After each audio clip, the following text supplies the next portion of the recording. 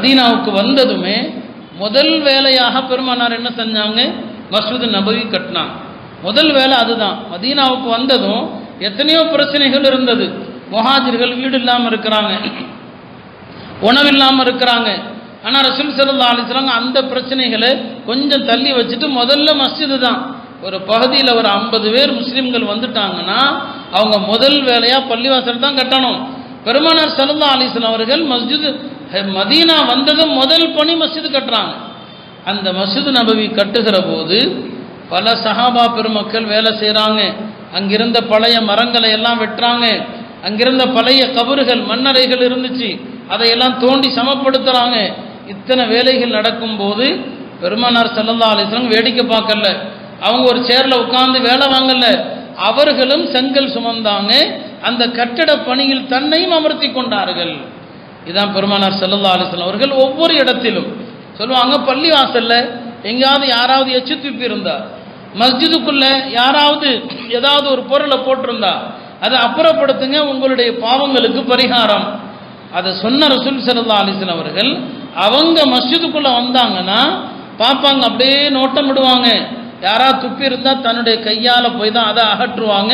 அடுத்தவரை ஏவ மாட்டாங்க, நீங்க செய்யுங்க சொல்ல மாட்டாங்க.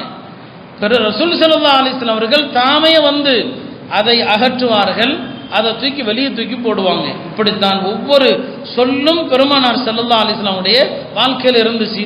அதனால தான் உலமாக்கள் ஒரு கேள்வியை முன் வைப்பாங்க.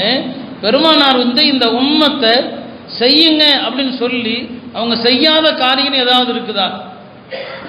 நபி ஸல்லல்லாஹு அலைஹி வஸல்லம் உம்மத்துக்கு சொல்லியிருக்கிறாங்க, நீங்க செய்யுங்க, இது செஞ்சா நன்மைன்னு சொல்லிட்டு அவங்க செய்யாத காரியம் இருக்குதா?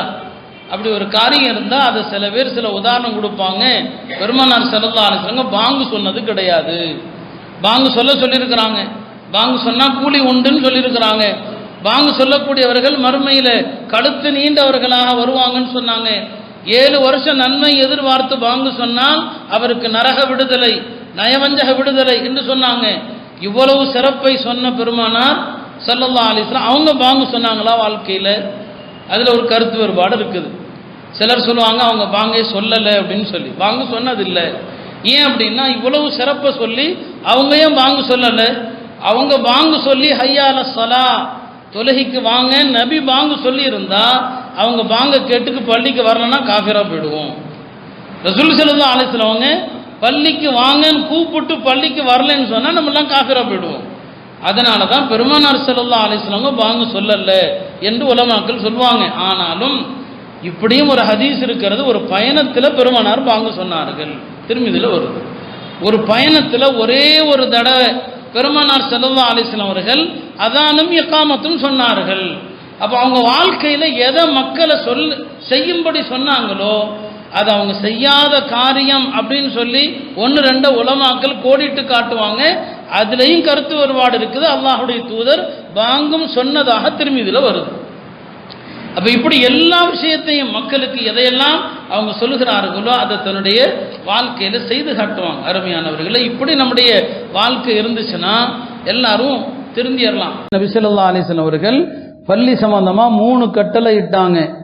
ஒவ்வொரு மஹல்லாவிலும் பள்ளி கட்டுங்கள், ஒவ்வொரு மஹல்லாவிலும் பள்ளி கட்டுங்கள், பள்ளிவாசலை அழகாக கட்டுங்கள், தூய்மையாக வையுங்கள் சொன்னாங்க. பள்ளிவாசலை தூய்மையாக வைங்க, நறுமணத்தோடு வைங்கன்னு சொன்னாங்க. அதனால தான் பள்ளியில் கிடக்கிற குப்பை அது சாதாரண தூசியாக இருக்கலாம். இந்த குப்பைகளை யார் இந்த தூசி எடுத்து வெளியே போடுறாரோ அதுக்கு கூட மகத்தான நன்மையை சுப செய்தியாக சொன்னாங்க. பள்ளிவாசலுடைய குப்பை இருக்கு இல்லையா, அதை தூக்கி வெளியில் போட்டால் ஒரு ஹதீஸில் வருது, தபரானியில், பள்ளிவாசலில் கிடக்கிற குப்பைகளை அப்புறப்படுத்துவது ஒரு முஸ்லிம் தன்னுடைய சொர்க்கத்து ஹூருல் ஈன்களுக்கு கொடுக்கிற மகர். சொர்க்கத்தில் உங்களுக்காக நிர்ணயிக்கப்பட்ட ஹூருல் ஈன்கள், அந்த ஹூருல் ஈன்களுக்கு நீங்கள் கொடுக்குற மகர் என்ன தெரியுமா? பள்ளியில் இருக்கிற குப்பைகளை அப்புறப்படுத்துவது, பள்ளியை சுத்தமாக வைக்கிறது. இன்றைக்கு நாம் அந்த விஷயத்தில் அலட்சியமாக இருக்கிறோம். பள்ளிவாசலுடைய சுத்தம் என்பது எல்லாருடைய பொறுப்பு. அத்தனை பேருடைய கவனத்திலும் பள்ளி சுத்தமாக இருக்கணும். பள்ளியினுடைய எந்த பகுதியிலிருந்தும் எந்த துர்நாற்றமும் வராதிருப்பதில் கவனம் இருக்கணும். பள்ளியினுடைய கழிவறை பகுதியாக இருக்கட்டும், பள்ளியில் ஒது செய்கிற இடமாக இருக்கட்டும், பள்ளியினுடைய பாத்ரூமாக இருக்கட்டும், எல்லாமே சுத்தமாக இருக்கணும். பள்ளியில் தங்கக்கூடியவர்கள் இத்திகாஃபில் தங்கலாம், ஜமாத்தில் தங்கலாம். சாப்பிட்ட பிறகு அந்த கழிவுகளை எங்கே போடணும்? பள்ளியில் ஏதோ ஒரு இடத்துல போட்டு விட்டுறது, எங்கேயாவது ஒரு இடத்துல போட்டு தண்ணியை ஊற்றி விடுறது தவறு தான். யார் செய்தாலும் தவறு தான். பள்ளிவாசல்ல அப்படி செய்யக்கூடாது. அது வெளியில் எங்கேயாவது ஒரு கவரில் கொண்டு போய் வெளியில் கொண்டு போய் போடுங்க.